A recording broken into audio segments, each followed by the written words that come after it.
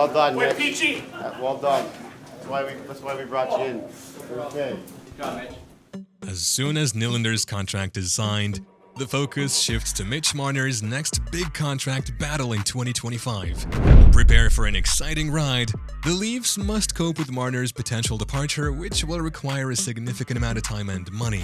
Stay back for an early glimpse at where Marner could wind up if he becomes a free agent in 2025. In this video, we are going to reveal the best landing spots for him. Don't skip, and let's jump into it. Number 1. Toronto Maple Leafs. Let's start with the obvious option. Marner re-signs with Toronto. Whatever the outcome, the Maple Leafs have shown no desire to break up their core group of forwards. And no matter how tight their salary cap situation is, you can bet they'll make a significant effort to re-sign him, especially if he remains one of the team's best players. Marner is a 90-point scorer who has quickly developed into a Selke Trophy caliber defenseman. That type of forward is hard to come by, and teams will go to great lengths to keep them. Toronto's salary cap position may be tough, but it is likely overblown. A lot of money will be off the books in the coming years. Notably, John Tavares' $10 million agreement, which will expire at the same time Marner's contract does. If the Maple Leafs let Tavares depart or bring him back on a reduced salary, it should be easy to secure a new contract for Marner if all sides can agree. Number 2. Pittsburgh Penguins. Going into the 2025 summer, the Pittsburgh Penguins will still have Evgeny Malkin, Chris Letang, Erik Karlsson, Brian Rust, Rickard Rakell, and Tristan Jarry are under contract, with the potential of bringing Sidney Crosby back if he wishes to prolong his career. Whether Crosby returns or not, the Penguins may not be ready to fully embark on a rebuild, especially with some key players still under contract. Pittsburgh is also a team that enjoys making huge splashes, and general manager Kyle Dubas has a connection to Marner from his time with the Maple Leafs. It might be a fit.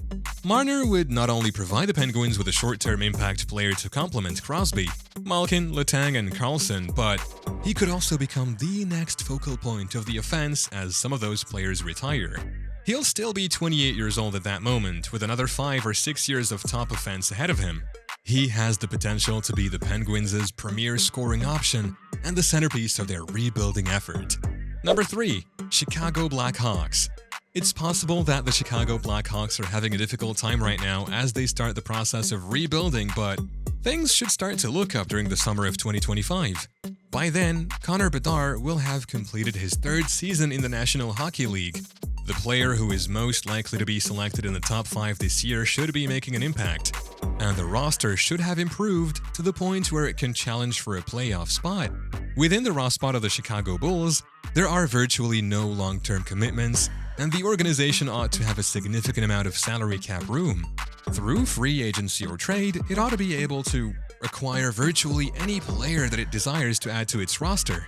It is expected that there will be a significant amount of interest in playing with a developing megastar such as Bedard if the rebuilding process continues into the following season.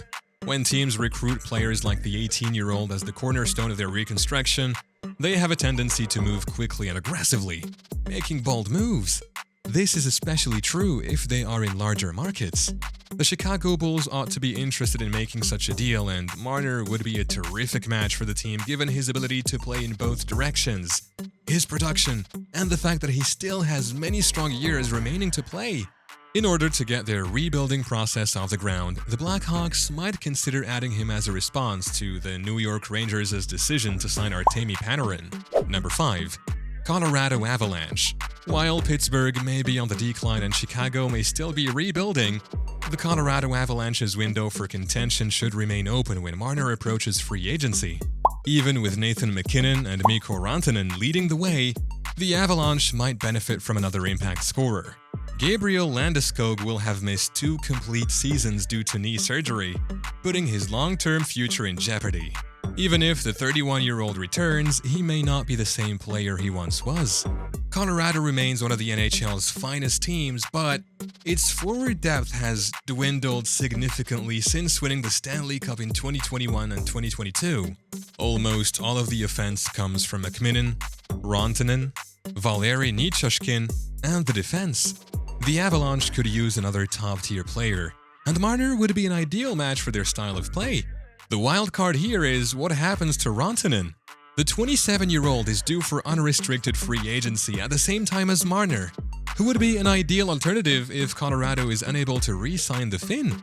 Even if the Avalanche bring back Rantanen, there may be a potential to add Marner as well, particularly if the front office can find a way to move some deals elsewhere on the roster to free up some salary cap room. Number 6. Nashville Predators. Although this is an unconventional idea, the Nashville Predators are a good candidate for it. This means that Philip Forsberg, Roman Josi, and Ryan O'Reilly will continue to play for the Predators, and the team will have a great deal of salary cap flexibility in the upcoming seasons. This is assuming that there are no unexpected moves that take place over the next 2 years.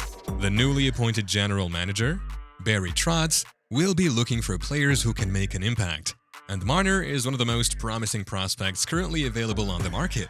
In the same vein, Nashville is a group that has subtly achieved tremendous advancements during the course of its career.